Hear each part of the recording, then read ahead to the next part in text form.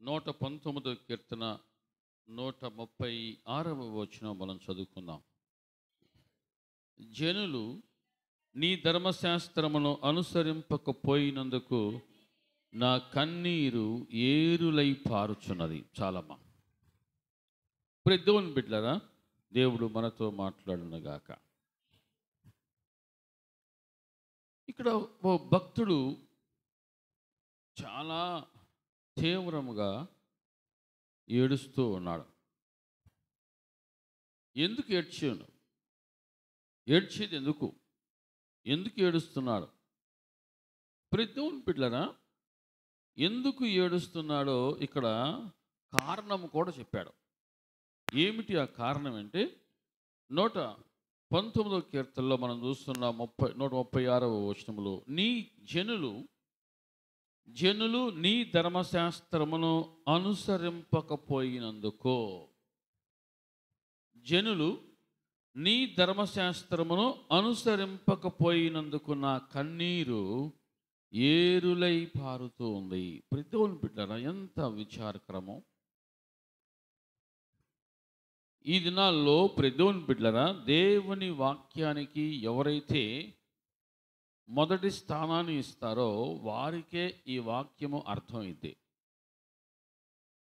దేవుని వాక్యాన్ని పక్కన పెట్టి లోక సంబంధమైన వాటి కోసము పరుగులు తీస్తే వాక్యము ఎప్పటికీ అర్థం కాదు. దేవుని బిడ్డలారా, చాలామంది క్రైస్తవులు ఈనాడు ప్రపంచ జనాభాను చూస్తే చాలామంది క్రైస్తవులుగా మారుతున్నారు, ఇంకా మారతారు. క్రైస్తవ్యం పెరుగుతూ ఉంది, ఇంకా ముందు ముందు ఇంకా మారుతూ ఉంటుంది. దేవుని బిడ్డలారా, మంచిది. ప్రతి మోకాలు వంగాలని, ప్రతి నాలుక ఆయనను స్తుతించాలని లేఖనము సెలవిస్తూ ఉంది. నెరవేరునగాక. దేవుని బిడ్డలారా, ఇంకా కొంతమంది దేవుని యొద్దకు వచ్చామో అనుకుంటున్నారు, కానీ వాక్యానికి మాత్రము వారు ప్రాధాన్యత ఇవ్వట్లా. దేవుని సన్నిధికి వచ్చాము అనుకుంటున్నారు, ప్రార్థన చేస్తున్నాం అనుకుంటున్నారు, కానీ వాక్యం దానికున్న విలువ, ప్రాధాన్యతను గుర్తించుదురుగాక. దేవుని బిడ్డలారా, నీ ధర్మశాస్త్రమును అనుసరింపకపోయినందుకు నా కన్నీళ్ళు ఏరులై పారుతున్నాయి. ఆయనకు కలిసి రాలేదనో, పొలం బాగా పండలేదనో, ఇల్లు లేదనో, పిల్లలకి పెళ్ళిళ్ళు కాలేదనో, లేదా పిల్లల చదువులు పూర్తి కాలేదనో, ఉద్యోగాలు రాలేదనో అడవట్లా. ఎందుకు ఏడుస్తున్నాడు? దేవుని వాక్యమును అనుసరించట్లేదు, అందుకు ఏడుస్తున్నాడట.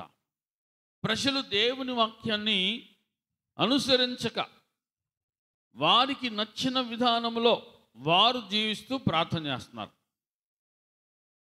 దేవుని బిడ్డలారా, ఇదంతా చూస్తూ ఉన్నాడు ఈ భక్తుడు.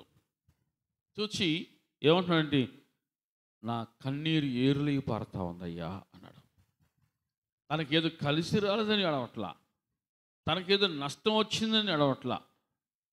దేవుని బిడ్డలారా, ఎందుకు ఏడుస్తున్నాడంటే ఆ భక్తుడు, జనులు దేవుని ధర్మశాస్త్రాన్ని అనుసరించటలేదు, వాక్యాన్ని గైకొనటలేదు, అందుకు ఏడుస్తున్నాడు. ఏరులై పారుతా ఉంది అంటున్నాడు. యోహాను సువార్త దేవుని బిడ్డలారా 8వ అధ్యాయంలో మనం చూస్తున్నాం. యోహాను సువార్త ఇక్కడ యేసు ప్రభువారు ఒక చక్కటి మాట మాట్లాడుతూ, ఇక్కడ దేవుని బిడ్డలారా ఎవరు ఆయనకు శిష్యులుగా ఉంటారు అనేది ఇక మనకు అర్థమవుతుంది. 31వ వచనంలో మాట్లాడుతూ అన్నాడు, కాబట్టి యేసు తన యందు విశ్వాసముంచిన యూదులతో, మీరు నా వాక్యమందు నిలిచిన వారైతే నిజముగా నాకు శిష్యులై ఉండి సత్యమును గ్రహించెదరో. హల్లెలూయా చెప్పండి.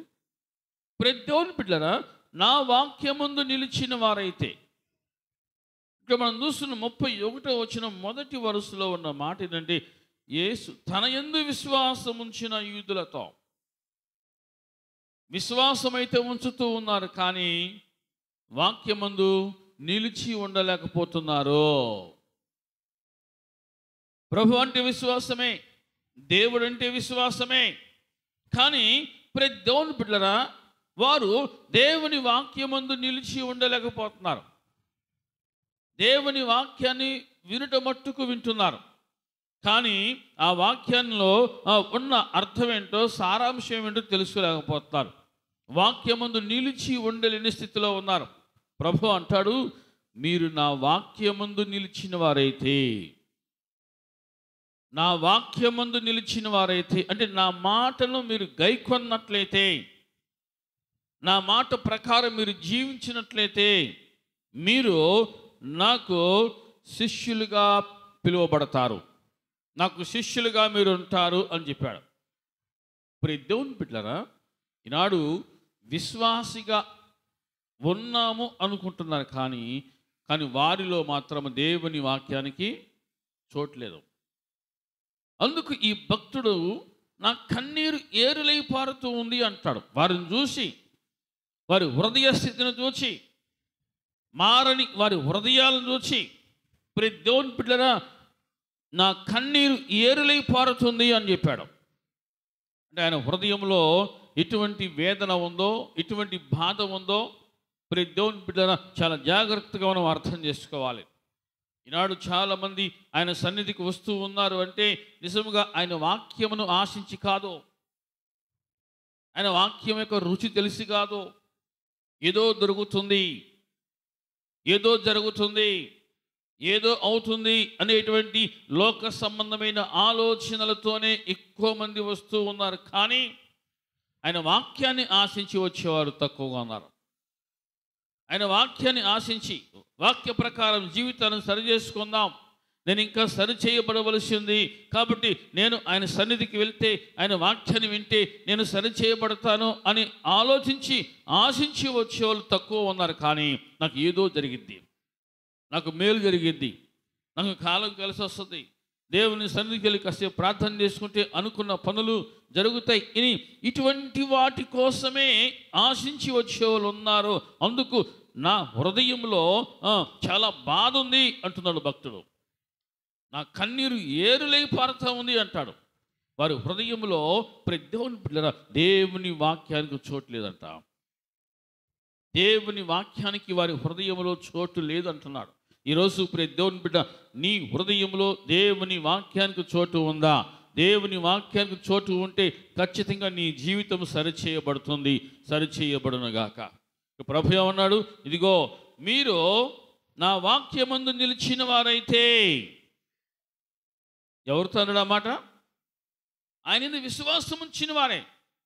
ప్రతి దేవుని బిడ్డ, ఆయన విశ్వాసం ఉంచిన వారితో ప్రభు ఈ మాట అంటూ ఉన్నాడు. చూద్దాం, ఒక మాట చూద్దాం. ప్రతి దేవుని బిడ్డ, యోహాను సువార్తలో 4వ అధ్యాయం 48వ మనం చూస్తున్నాం. యేసు సూచక్రియలను మహత్కార్యములను చూడకుంటే మీరెంత మాత్రమును నమ్మరని. ఎంత విచారకరం ప్రతి దేవుని బిడ్డలారా. ప్రభు అంటున్నాడు, సూచక్రియలను కానీ మహత్కార్యాలను కానీ మీరు చూడకుంటే మీరెంత మాత్రమును నమ్మరు. ఇప్పుడు జనాలకి ఏం కావాలి? సూచక్రియలు, అద్భుతాలు, లేకపోతే ఇక్కడ దేవుడు లేడు, లేకపోతే ఇక్కడ దేవుడు లేడు. ప్రతి దేవుని బిడ్డలారా ఇవే ఆలోచనలో ప్రభు అంటున్నాడు. అక్కడ వచ్చిన జన సమూహంతో అన్నాడు, ఏమన్నాడు? ఇదిగో మీరు సూచక్రియలను మహత్కార్యమును చూడకుంటే మీరెంత మాత్రమునో నన్ను నమ్మరు. ఈనాడు ప్రభు యొద్దకు ఎంతోమంది వస్తున్నారు. రావటం మంచిది. దేనికోసం వస్తున్నారు?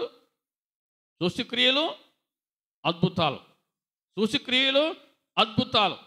ప్రతి దేవుని బిడ్డలు వాక్యము ఉన్న చోటికి జనాలు వెళ్ళట్లా.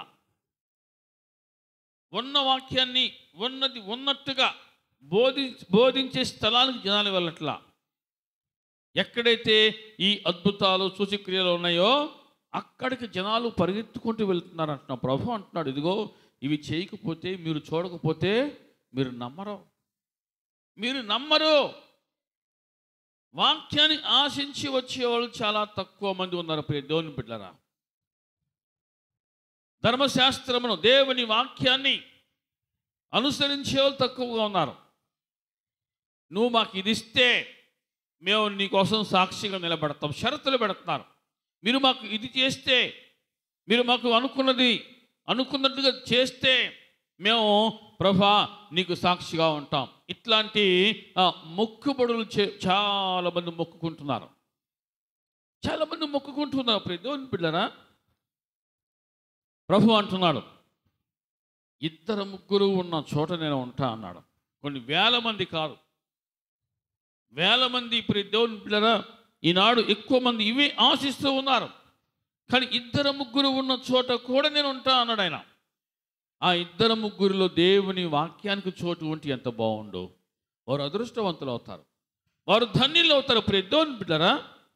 ప్రభు ఏమంటున్నాడు, ఇదిగో సూచక్రియలను, అద్భుతాలను మీరు చూడకుంటే మీరు ఎంత మాత్రమును నన్ను నమ్మరు. ఎంత హృదయ విచారకరము ప్రియ దేవుని బిడ్డలారా. యోహాను సువార్తలో 6వ అధ్యాయంలో మరి ఒక సందర్భంలో ఒక మాట అంటాడు. 26వ వచనం, యేసు, మీరు సూచక్రియలను చూచుట వలన కాదు, రొట్టెలు భుజించి తృప్తి పొందుట వల్లనే నన్ను వెతుకుచున్నారని మీతో నిశ్చయముగా చెప్పుచున్నాను. వినండి, ప్రభు వెనకాల వెళ్తే తిండి సమృద్ధిగా దొరికింది, రొట్టెలు చక్కగా భుజించవచ్చు, తృప్తిగా భుజించవచ్చు అని వాటి కోసమే మీరు నన్ను వెతుకుచున్నారు. వాటి కోసమే సూచక్రియలు, రొట్టెలు భుజించుట. ప్రభు దగ్గర ఇట్లాంటి వాటి కోసమే వెతికే వాళ్ళు ఉన్నారు, వెంబడించే వాళ్ళు ఉన్నారు. కానీ ఆయన మాట విందాం, ఆయన మాటకు లోబడదాం, ఆయన మాటను హృదయంలో చేర్చుకుందాం అని అనుకునే వాళ్ళు తక్కువైపోతూ ఉన్నారు.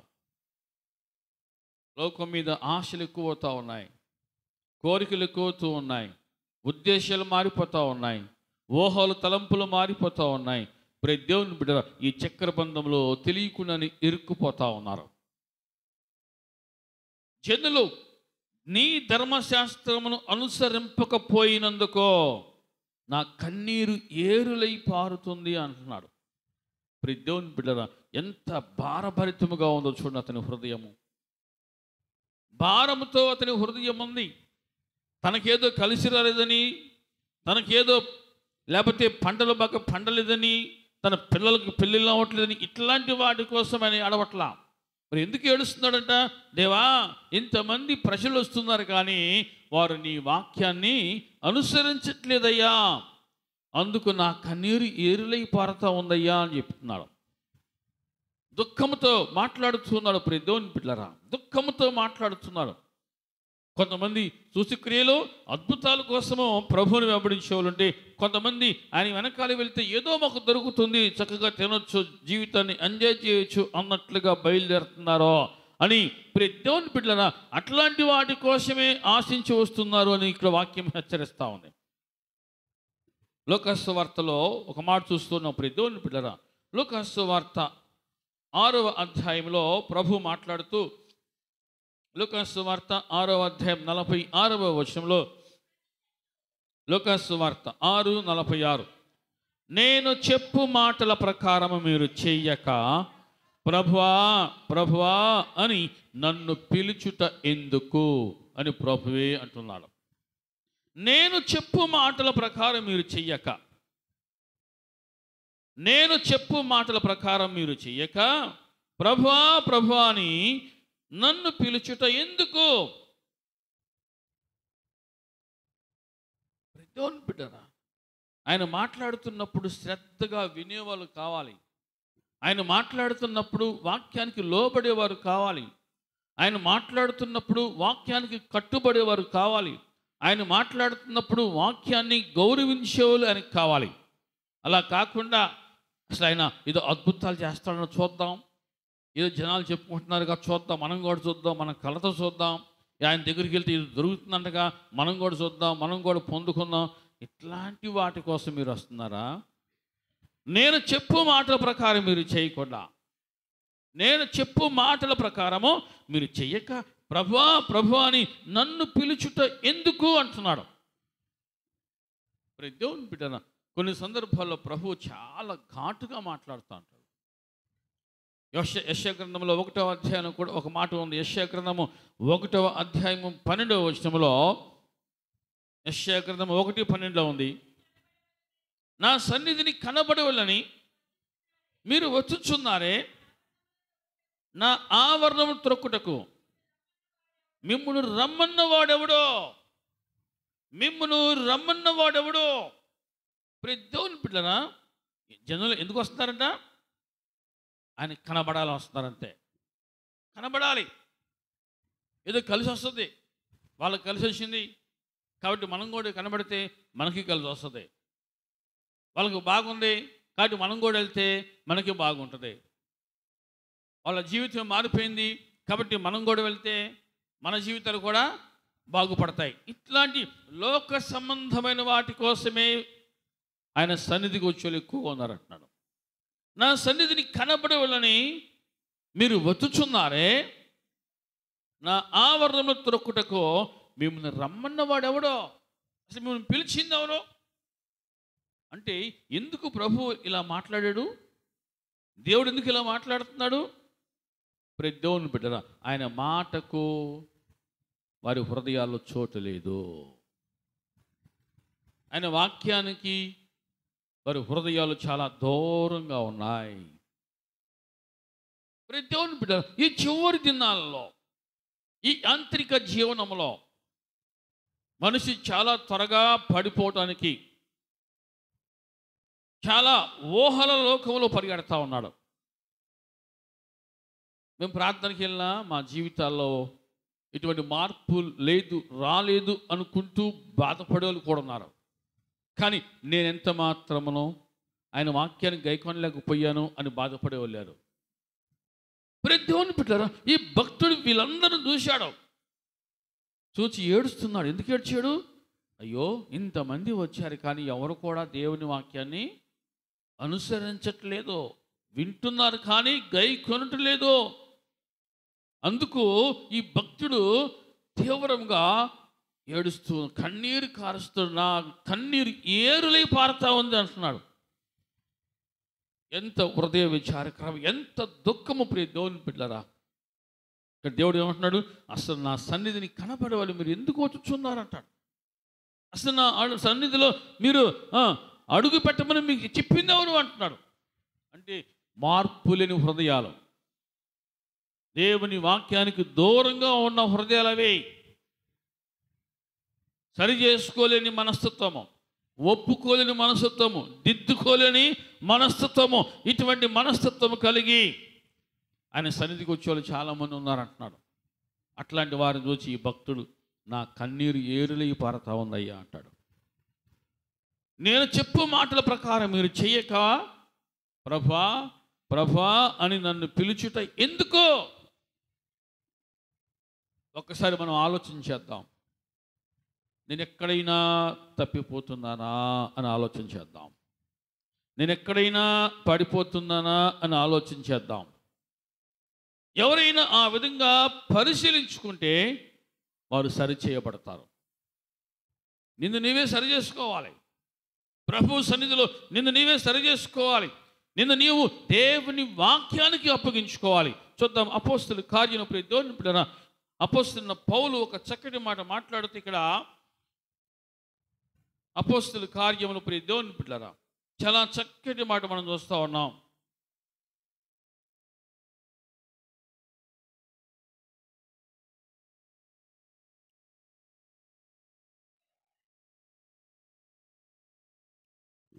ఇరవయో అధ్యాయం చూద్దాం. 31, 32 వచనాలు.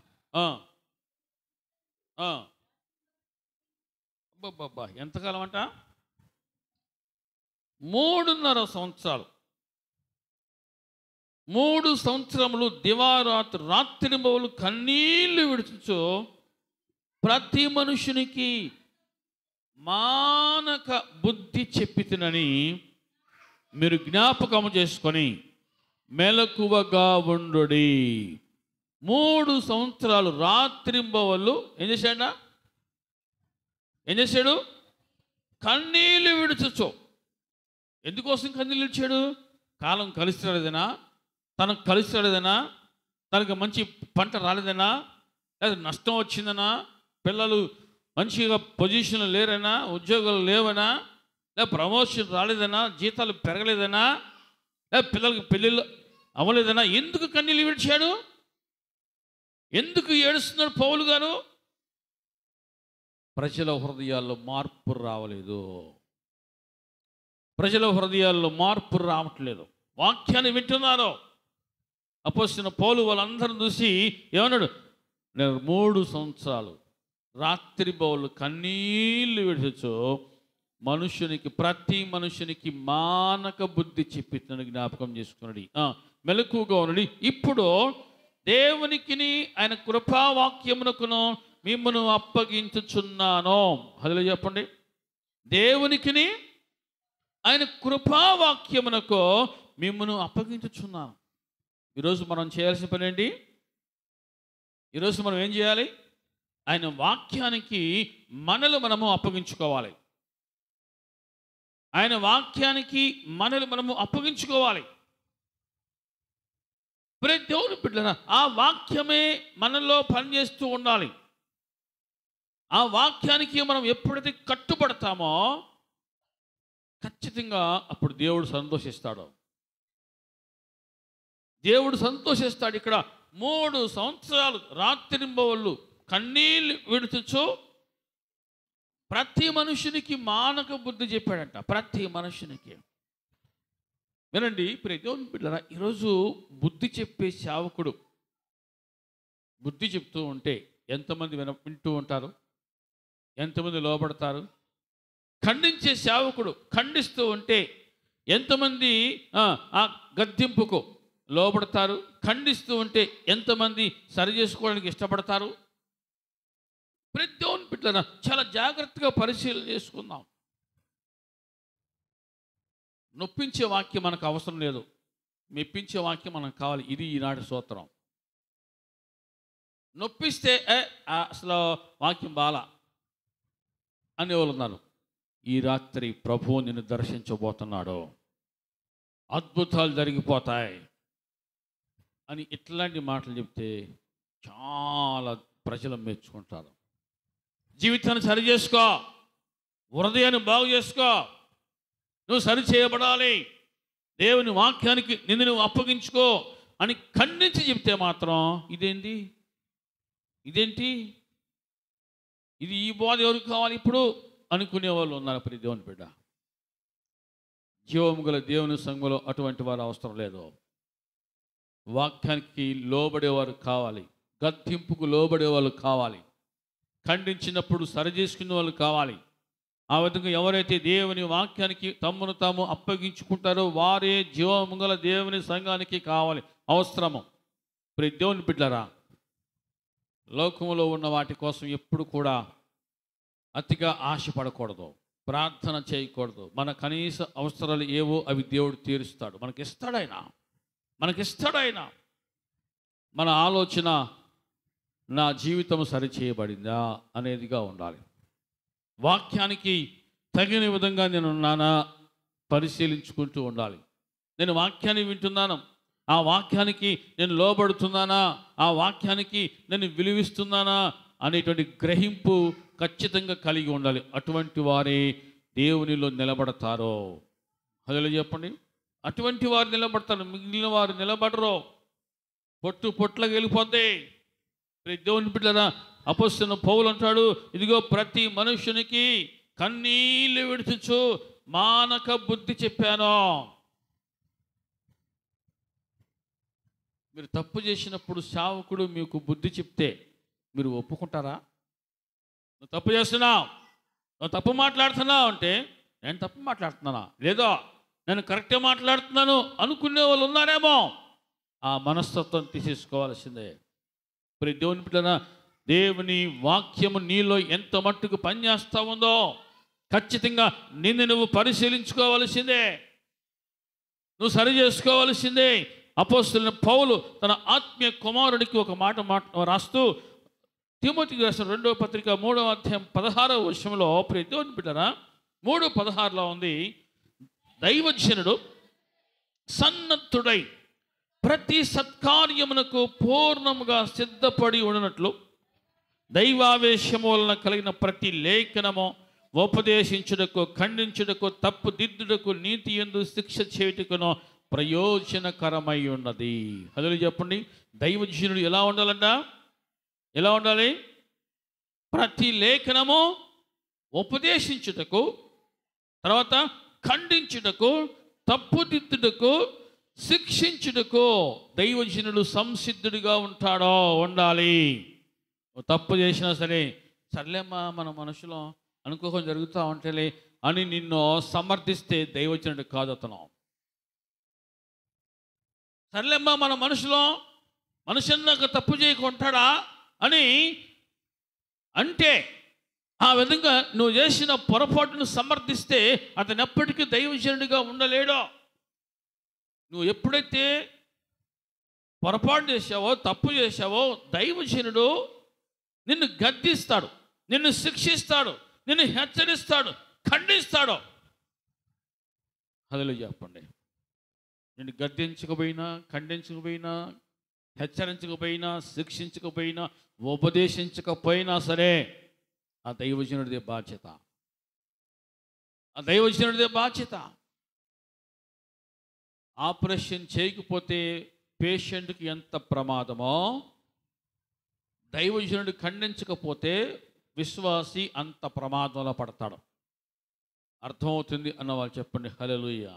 ఆపరేషన్ చేయకపోతే పేషెంటు ఎంత ప్రమాదంలో పడతాడో, ఆ పేషెంట్కి ఎంత ప్రమాదమో, ప్రతి దేవుని బిడ్డరా, దైవజనుడు ఖండించకపోయినా, గద్దించకపోయినా, బోధించకపోయినా, ఉపదేశించకపోయినా విశ్వాసికి అంత ప్రమాదమో, విశ్వాసి అంత ప్రమాదంలో పడతాడో. అర్థమవుతుంది అన్నవాళ్ళు చెప్పండి హల్లెలూయా.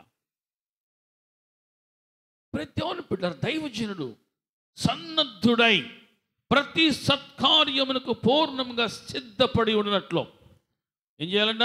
ఇదిగో దైవావేశం వలన కలిగిన ప్రతి లేఖనము ఉపదేశించాలి, ఖండించాలి, తప్పుదిద్దాలి, నీతి యందు శిక్షించాలి. ఇది దైవజనుని యొక్క బాధ్యత. ఒకవేళ ఈ బాధ్యత సరిగా సక్రమంగా అమలు చేయకపోతే, జరిగించకపోతే ఆ బాధ్యత దైవజనుడు అందులో ఫెయిల్ అయినట్టే. ఆ బాధ్యత నెరవేర్చకపోతే దైవజనుడు ఫెయిల్ అయినట్టే. కాబట్టి ప్రతి దేవుని బిడ్డ, దైవజనుడిని గద్దించిన, నిన్ను శిక్షించిన, నిన్ను హెచ్చరించిన, నీకు ఉపదేశించిన, అది నీ మేలు కొరకే అని నువ్వు అర్థం చేసుకోవాలి. జనులు దేవుని సన్నిధికి వస్తున్నారు కానీ దేవుని వాక్యాన్ని అనుసరించట్లేదు. నా కన్నీరు ఏరులై పారుతా ఉంది అన్నాడు భక్తుడు. దేవుని సన్నిధికి వస్తున్నారు కానీ దేవుని వాక్యానికి వారు లోబడట్లేదు. అట్లాంటి వారిని చూసినప్పుడు నా కన్నీరు ఆగట్లేదు అంటున్నాడు. అర్థమవుతుంది అన్నవాళ్ళు చెప్పండి హల్లెలూయా. ఇది చెయ్యకూడదు అని దైవజనుడు చెప్పాడు. ఖచ్చితంగా నువ్వు లోబడితే అది నీకు ఆశీర్వాదం. నువ్వు లోబడితే అది నీకు ఆశీర్వాదం.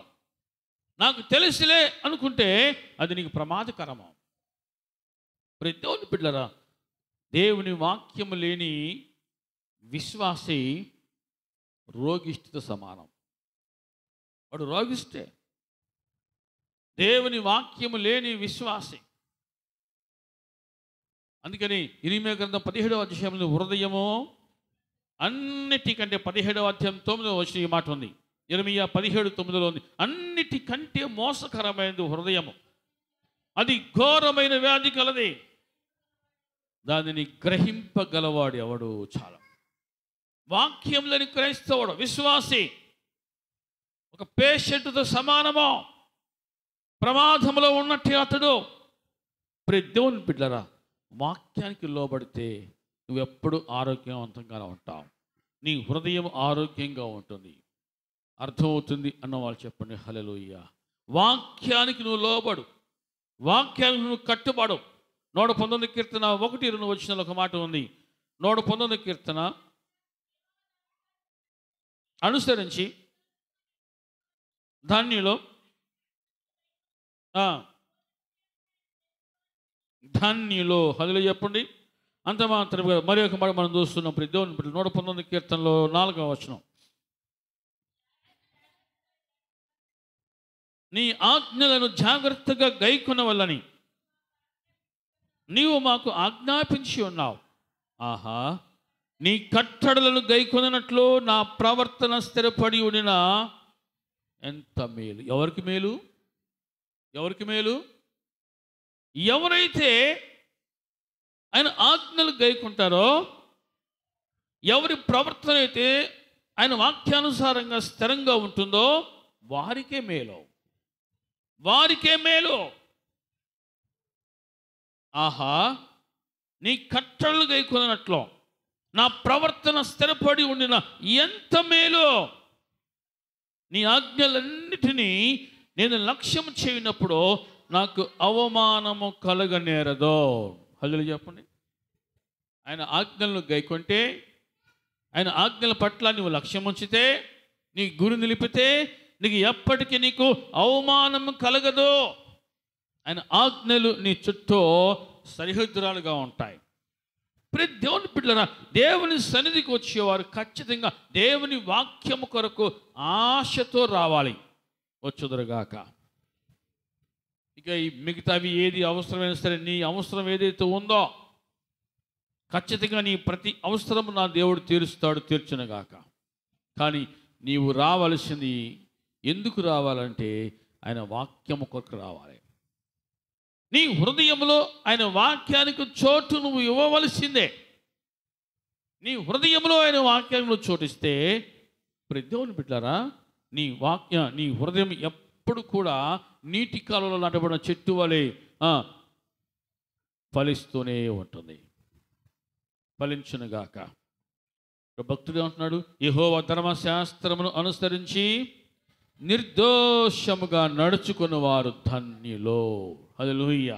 నిర్దోషముగా అంటే దేవుని ధర్మశాస్త్రాన్ని ఎవరైతే అనుసరిస్తారో, ఆయన ఆజ్ఞలను ఎవరైతే గైకొంటారో వారు ధన్యులు, వారు నిర్దోషులుగా ఉంటారు.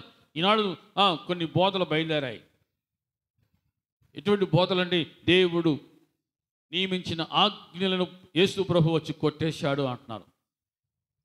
యేసు ప్రభు ఆజ్ఞలను కొట్టేశాడా? యేసు ప్రభు ఈ లోకానికి వచ్చింది ఆజ్ఞలను కొట్టివేయటానిక, ధర్మశాస్త్రాన్ని కొట్టివేయటానికి వచ్చింది కాదు. ధర్మశాస్త్రము నెరవేర్చుటకు ప్రతి దేవుని బిడ్డన ఆయన ఈ లోకానికి వచ్చాడు. ఆజ్ఞలు కొట్టివేయటానికి ఆయన రాలా, వాటిని నెరవేర్చుటకు వచ్చాడు. ఎక్కడుంది ఈ మాట? మత్తయి సువార్తలో. ప్రతి దేవుని బిడ్డన మత్తయి సువార్తలో 5వ అధ్యాయం మనం చూస్తూ ఉన్నాం. మత్తయి సువార్త 5వ అధ్యాయంలో 19వ వచనం, 5:17 నుంచి చూద్దాం. 5:17 నుంచి.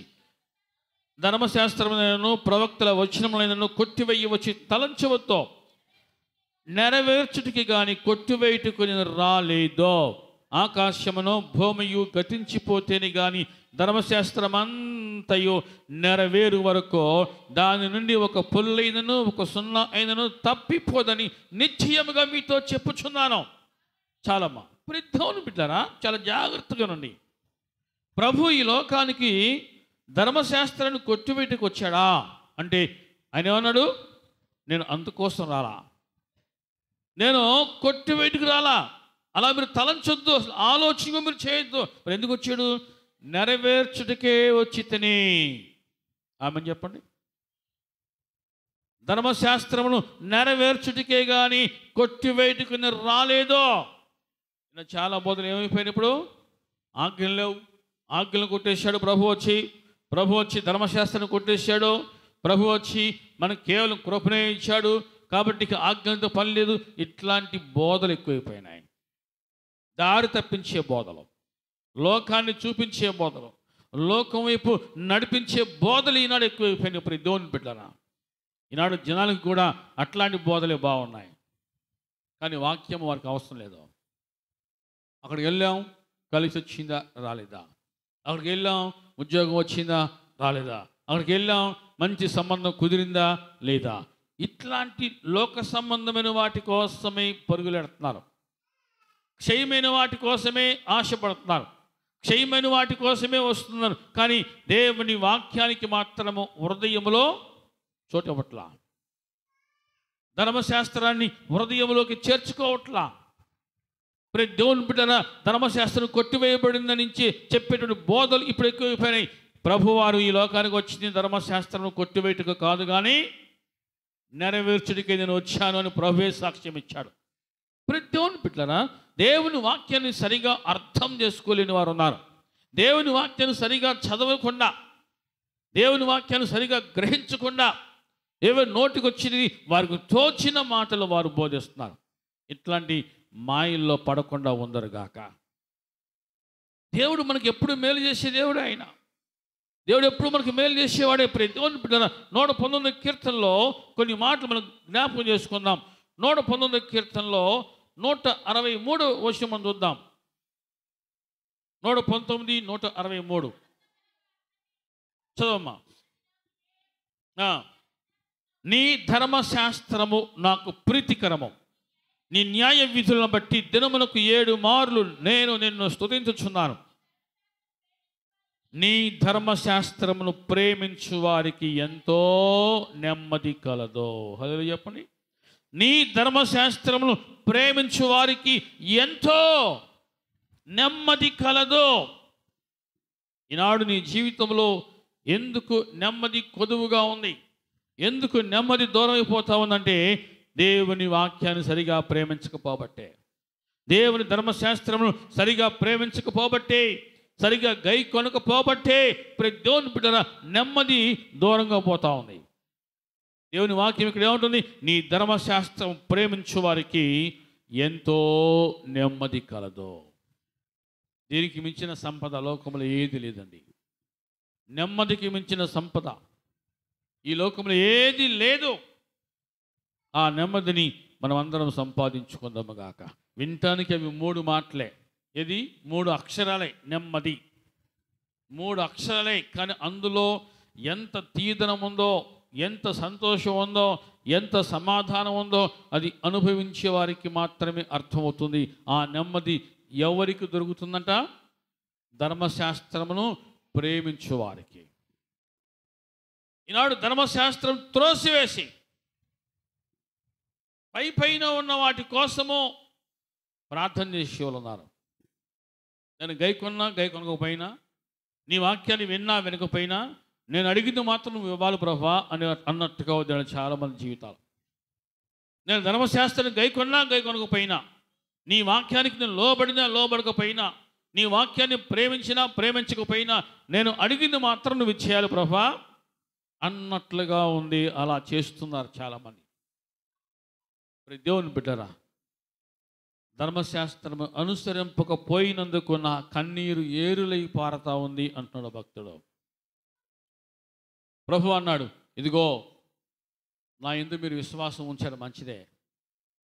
నా యందు మీరు విశ్వాసం ఉంచారు. ఎందుకు? సూచక్రియలో అద్భుతాలు చేస్తున్నారు కాబట్టి, మీరు చూచారు కాబట్టి విశ్వాసం ఉంచారు. కానీ మీరు నా వాక్యమందు నిలిచి ఉండకపోతే, నేను చెప్పు మాట ప్రకారం మీరు చేయకపోతే, మీరు ఎప్పటికీ నాకు శిష్యులుగా ఉండలేరు. మీరు నాకు శిష్యులుగా ఉండలేరు. దేవుని బిడ్డలారా, ఆయనకు శిష్యులుగా ఉండాలంటే దేవుని బిడ్డలారా ఖచ్చితంగా మనము ఆయన వాక్యానికి లోబడాలి. ఆయన వాక్యానికి మనం కట్టుబడాలి. 119 కీర్తనలో మనం చూస్తూ ఉన్నాం. దేవుని బిడ్డలారా, 119 కీర్తనలో ఇక్కడ ఒక మాట చూస్తున్నాం. 119 కీర్తన 34వ వచనం. నీ ధర్మశాస్త్రమును అనుసరించుటకు నాకు బుద్ధి దయచేయము. చాలమ్మా. నీ ధర్మశాస్త్రమును అనుసరించుటకు ఏమంటున్నాడు? నాకు బుద్ధి దయచేయము. ఎంత చక్కటి ప్రార్థన దేవుని బిడ్డలారా. ఈ రోజుల్లో ఇటువంటి ప్రార్థన చేసేవాళ్ళు వెతికినా దొరుకుతారంటావా అనేది ప్రశ్న. వెతికినా దొరుకుతారంటావా? అనర్గళంగా అనేకమైన అంశాల కొరకు ప్రార్థన చేసే ప్రార్థనా వీరులు, యోధులు ఉన్నారేమో, కానీ శ్రేష్టమైన ప్రార్థన చేసేవాళ్ళు ఉన్నారా? ఏ ప్రార్థన? అయ్యా, నీ వాక్యమును అనుసరించుటకు నాకు బుద్ధినివయ్యా, నాకు బుద్ధిని దయచేయి. నీ ధర్మశాస్త్రమును అనుసరించుటకు నాకు బుద్ధి దయచేయ్యా. ఎంత విలక్షణమైన ప్రార్థన ప్రియ దేవుని పిల్లలు. లోకం అంతా చేసే ప్రార్థన వేరుగా ఉంది. ఈ భక్తుడు చేసిన ప్రార్థన చాలా వేరుగా ఉంది. ఈరోజు నువ్వు ఏ ప్రార్థన చేస్తూ ఉన్నావు? ప్రియ దేవుని పిల్లల, దేవుని వాక్యాన్ని నువ్వు విని కూడా గై కొనట్లేదంటే నీకేం లేదు? బుద్ధి లేదు అని అర్థం చేసుకోవాలి. బుద్ధి లేదు అని అర్థం చేసుకోవాలి. దేవుని వాక్యాన్ని విని కూడా వాక్య ప్రకారం నువ్వు జీవించలేకపోతున్నావంటే నువ్వు ఎప్పటికీ జ్ఞానవంతుడు కాదు, నువ్వు అజ్ఞానివే అని అర్థం చేసుకోవాలి. అర్థమవుతుంది అన్న వాళ్ళు చెప్పండి హల్లెలూయా. భక్తుడు ఏమో ప్రార్థన చేశాడు, అయ్యా నీ ధర్మశాస్త్రమును అనుసరించుటకు నాకు బుద్ధి దయచేయి, నాకు బుద్ధి దయచేయము. అప్పుడు నా పూర్ణ హృదయముతో నేను దాని ప్రకారం నడుచుకుందను. బుద్ధి లేనివాడే, బుద్ధి లేనివారే ధర్మశాస్త్రమును అనుసరించరు. అటువంటి వారిని చూసినప్పుడు ఈ భక్తుడు అంటున్నాడు, నా కన్నీరు ఏరులే పారుతుంది. చెప్పే వాక్యాలను ఏమైపోతా ఉన్నాయి. ఇన్ని వాక్యాలు వీళ్ళకి వినబడతా ఉన్నాయి, వాక్యము వినబడతా ఉంది, కానీ వీరిలో దేవుని వాక్యానికి చోటు లేదే. వీళ్ళు ఎప్పుడు మారతారు అని ఈ భక్తుడు ఏడుస్తున్నాడు. ఈ భక్తుడు కన్నీరు కారుస్తున్నాడు. దేవుని బిడ్డలు గుర్తుపెట్టుకో, నీ ఇంటిలో ఎవరైనా మారకపోతే వారి కోసం నువ్వు ఎప్పుడైనా కన్నీరు కార్చావా? అయ్యా నా బిడ్డను మార్చయ్యా, నా భర్తను మార్చయ్యా, నా కుమార్తెను మార్చు, నా కుటుంబం అంతటిని మార్చయ్యా అని ఎప్పుడైనా నీవు నీ బిడ్డల కోసం, నీ కుటుంబం కోసం కన్నీరు కార్చావా? ఇక్కడ ఈ భక్తుడు మనకి గొప్ప రోల్ మోడల్. దేవుని వాక్యాన్ని అనుసరించినందుకో, దేవుని వాక్యాన్ని త్రోసివేస్తున్న వారిని చూచి ప్రతి దేవుని బిడ్డ ఏడుస్తూ ఉన్నాడు. వాళ్ళ కోసం ఏడుస్తున్నాడు. అయ్యా వీరు నీ వాక్యాన్ని త్రోసివేస్తున్నారయ్యా, వీరు నీ వాక్యానికి లోబడట్లేదయ్యా, వీరు నీ వాక్యమును అనుసరించలేకపోతున్నారని వాళ్ళ కోసం ఈ భక్తుడు కన్నీరు కారుస్తున్నాడు. మరి నీ బిడ్డల కోసం, నీ కుటుంబం కోసం, నీ భర్త కోసం, నీ భార్య కొరకు నువ్వు ఎప్పుడైనా కన్నీరు కార్చావయ్యా? నా భర్తను మార్చో, నా భర్త నీ వాక్యానికి లోబడట్లేదు, నా బిడ్డ నీ వాక్యానికి లోబడట్లేదు, లోకంలో కొట్టుకుపోతున్నారు, లోకానుసారం జీవిస్తున్నారయ్యా, నీ వాక్యానుసారంగా వారు జీవించట్లేదయ్యా అని ఎప్పుడైనా దుఃఖభరితంగా నువ్వు కన్నీరు కార్చి ప్రార్థించిన రోజుందా? వారి కోసము నువ్వు ఎంతైనా ఏడవాలి, వారి కోసం నువ్వు ఏడవాలి. నీ కన్నీటి బట్టుకు విలువిచ్చే దేవుడు ఆయన.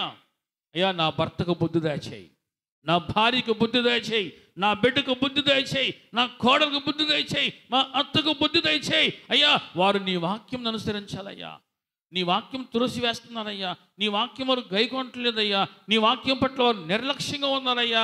అయ్యా వారికి బుద్ధి అనుగ్రహించయ్యా, వారికి బుద్ధినివ్వయ్యా, వారికి జ్ఞానం ప్రసాదించయ్యా అని వారి కోసం నువ్వు కన్నీరు కార్చి ప్రార్థిస్తున్నావా? ఆ ప్రార్థన ఎప్పటికీ వృధాగా పోదు, వ్యర్థముగా పోదు. దేవుని బిడ్డ వాక్యం సెలవిస్తూ ఉంది, ఇదిగో జనులు నీ ధర్మశాస్త్రమును అనుసరింపకనందుకు, వారు అనుసరింపపోయినందుకు ఏమంటాడు? నా కన్నీరు ఏరులై పారుతా ఉందయ్యా.